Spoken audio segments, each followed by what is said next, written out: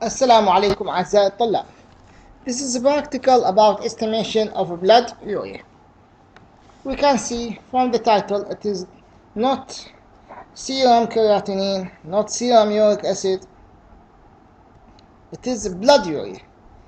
What is urea? Urea is the end product of a protein metabolism, and it is a diamide of carbonic acid. This is carbonic acid, this is one amide, this is one amide, so it is diamide of carbonic acid. From this structure we see that unlike ammonia it is neutral and therefore relatively non-toxic. Urea have no charge. Unlike ammonia, NH3 usually obtain one proton to become ammonium ion, NH4, so it have charge, while urea containing 2 nitrogen atoms and it is uncharged. Being uncharged make it relatively non-toxic. Why we say relatively? At very high levels, urea inhibit bone marrow and result in the decrease of RBC synthesis and anemia. Urea is the major excretory product of a protein metabolism, and this is a very precise word because protein metabolism ends in the formation of amino acid, and amino acid degradation divided into two parts, dealing with the nitrogen or with the amino group, or dealing with the carboskeleton. Carboskeleton is not excreted, it is metabolized into CO2 and H2O, while nitrogen is converted into urea, which is being excreted. So these 3 points is very important to be memorized. Urea is synthesized inside the liver, not in the kidney, and it is transported through the blood and excreted in urine. So any problem involving the liver results in decrease in urea synthesis. Any problem involve the circulatory system result in decreased transport of urea to the kidney, so urea will not be excreted and its level will rise inside the blood. And any problem involving the kidney result in decrease in urea excretion, and so its level will be increased in the blood. Urea excretion represents the major route for nitrogen excretion. What other routes of nitrogen excretion? I'll leave this up to you. Clinical application of urea. The first application of urea is for assessment of renal function, for evaluation of renal function. But this is not very important nowadays as it was before, because urea have 30% reabsorption. There's 30% reabsorption of urea from the kidney, and that is why there will be decrease in the GFR if it is estimated depending on urea. But this is not the main cause. The main cause making urea least suitable for evaluation of renal function is that it is affected highly by dehydration. When there's dehydration, the urea level will be increased. When there's a normal hydration status, the urea level will return to normal. So it is the second most important clinical application of urea is for assessment of hydration status. يجونا مرضى أوقات بحالة عندهم شوك، عندهم نزف، عندهم فقدان لسوائل الجسم يؤدي إلى الجفاف، إلى الديهايدريشن. من نفحص هؤلاء المرضى نرى في البداية أن مستوى اليوريا الموجود في الدم عندهم مرتفع. هذا لا يعني عجز بالكلى، هذا لا يعني مشكلة، كل ما هنالك هذا يعني أن المريض في حالة جفاف. فعادة احنا نعطيهم مغذي، نعطيهم سوائل، ونفحص اليوريا بشكل مرة ثانية. إذا رجعت اليوريا بمستواها الطبيعي معناها احنا حققنا الهايدريشن ستاتس اللي احنا نريده. إذا فتفيدنا اليوريا حتى نتأكد بأن المريض في حالة ديهايدريشن لو مو بحالة ديهايدريشن. أوقات مثلا نعرف هذا الشيء مثلا من نفحص المريض وهو عنده نزف داخلي، فمن عنده نزف داخلي احنا ما نشوف عنده فقدان للسوائل، لكن نفحص اليوريا نشوف مستواها عالي، معناها هو المريض قل مستوى البلازما الموجودة عنده، كميتها قلت وبالتالي زاد مستوى اليوريا، فنعرف أو نتوقع وجود نزف داخلي إذا ماكو شيء خارجي. إذا فمهمة في assessment of hydration status. Determination of nitrogen balance. بما أن اليوريا هي ال end product of a protein metabolism، فالconditions اللي result in increase of nitrogen utilization معناها عندنا يسمونها positive nitrogen balance. we take nitrogen more than we excrete nitrogen. مثلا إذا حالة recovery from illness، كان مريض وهسه كان عنده muscle wasting وبدأ هسه حاليا يبني muscles، بدأ يرجع التشوز إلى حالتها الطبيعية، راح يستهلك النيتروجين الموجود فما يحتاج يصير يوريا. فاليوريا شو يصير بها؟ يصير بها decrease. So in case of positive nitrogen balance there will be decrease in the blood urea. بالعكس بالنيجاتيف nitrogen balance بالكاتابوليك state إلى حالة injury severe injury muscle lysis muscle damage there will be increase in the nitrogen delivery into plasma converted into urea. That means the negative nitrogen balance associated with an increase in the blood urea. So in these cases of negative nitrogen balance, there will be increase in the level of urea inside the plasma because the increase in the need to get rid of nitrogen. The last application of urea is verifying the adequacy of dialysis. Dialysis is a process by which we artificially get rid of harmful substances inside our body, and in some cases we add beneficial substances.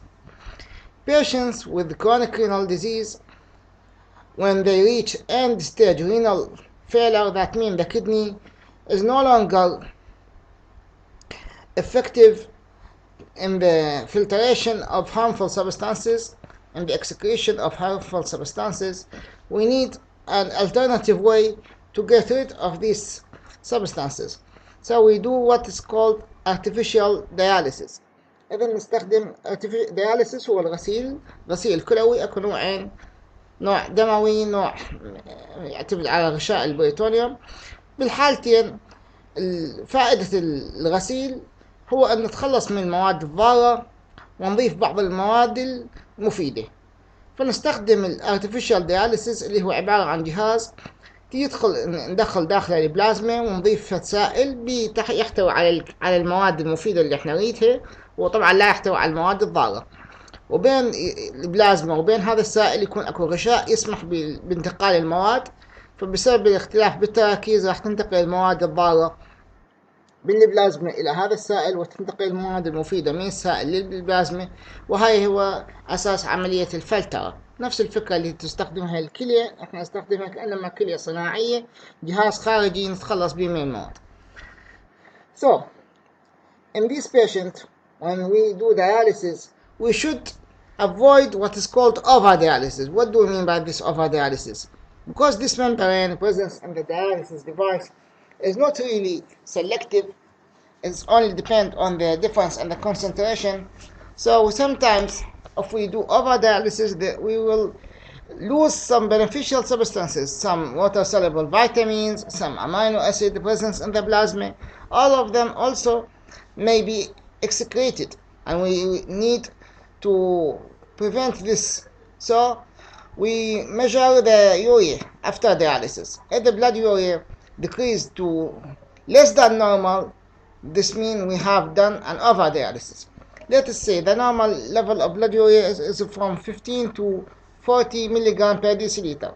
So in patients with renal failure, it may reach even 200. So we may do a dialysis until the patient's blood urea becomes 60, becomes 70, becomes 80. It is still high, but we are satisfied with this dialysis to avoid over-dialysis. So we are satisfied with decreasing the blood urea from 200 to 80 or to 70. Not reaching normal, we don't need the blood urea. Here we'll come about causes of abnormal blood urea. If we memorize the 3-point, urea is synthesized inside the liver, excreted and transported in the plasma to be excreted in the kidney. So I mean we have 3 stages, or we have 3 parts, or we have 3 types of causes that may result in increase in abnormal blood urea. Also, these are the same causes abnormal increase in serum creatinine. Also, the same causes decrease in the glomerular filtration rate. The first is pre-renal, the second is renal, and the third is post-renal. So pre-renal, any condition that may affect transport of urea to the kidney. Mainly this shock, hemorrhage, and dehydration.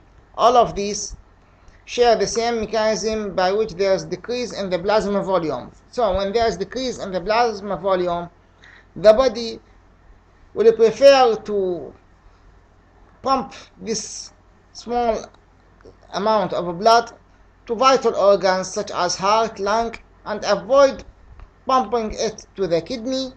So there will be decrease in the renal blood supply, and there will be decrease in the excretion of urea, because urea will not reach the kidney.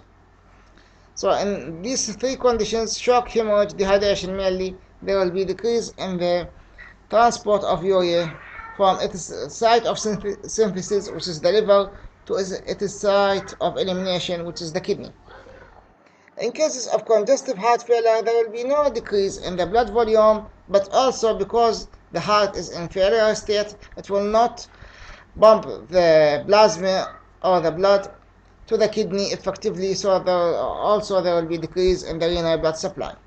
In cases of increased protein catabolism or high protein diet, this means there will be an increase in the production of urea rather than problem in the transport, increase in the production of urea. Still, this is before the urea reaches the kidney, so we consider it as a pre-renal causes.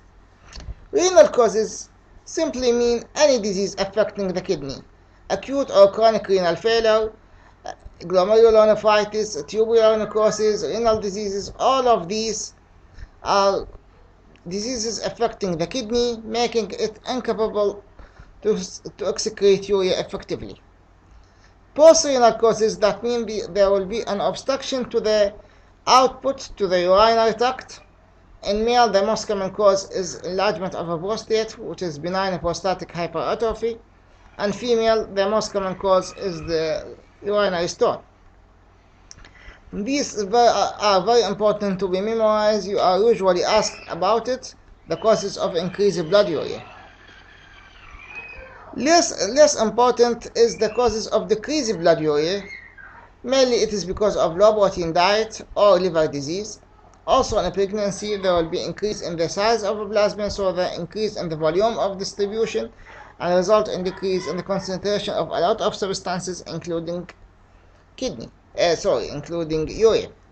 Severe vomiting and diarrhea, there will be loss of a lot of important substances, and there will be decrease in the urea excretion. But this is not very important. The most important are low protein intake, liver disease, and pregnancy.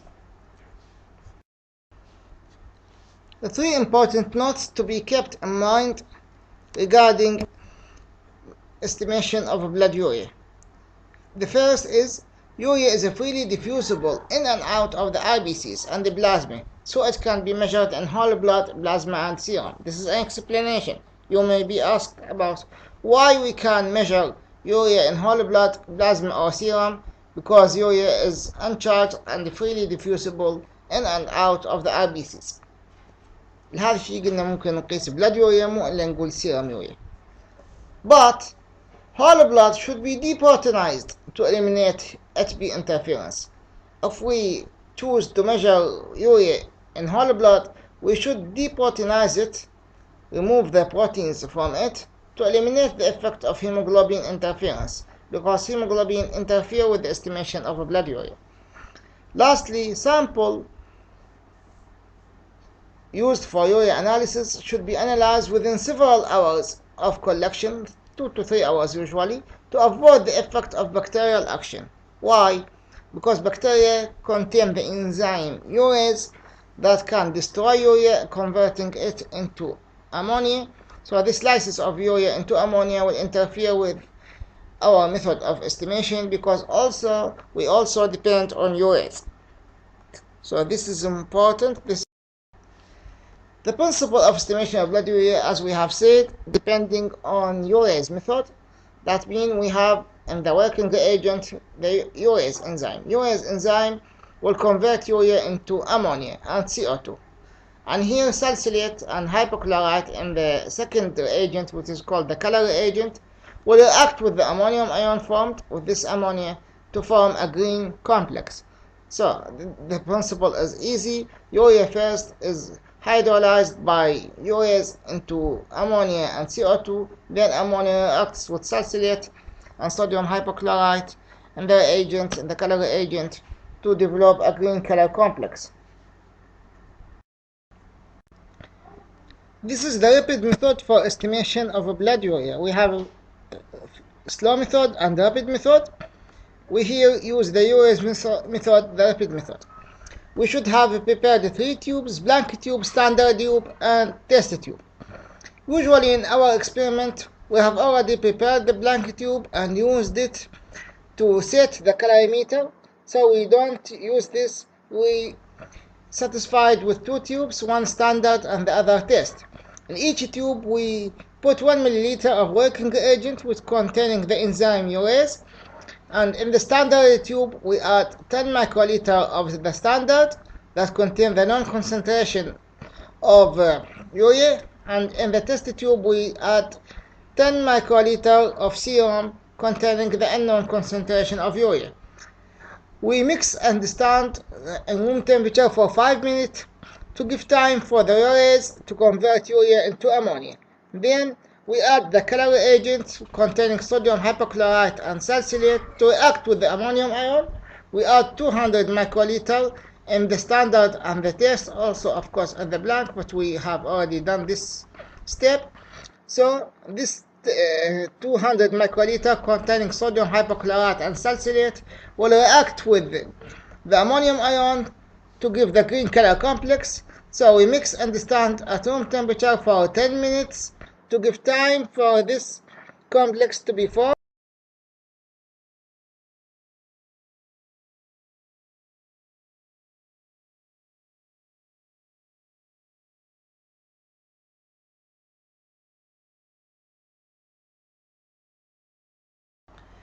For calculation, the same equation, T over S, that means the absorbance of the absorbance of the standard multiplied by the concentration of urea in the standard. In our example, it is 50 milligram per deciliter. So T over S multiplied by 50, and the normal range is from 15 to 45 milligram per deciliter.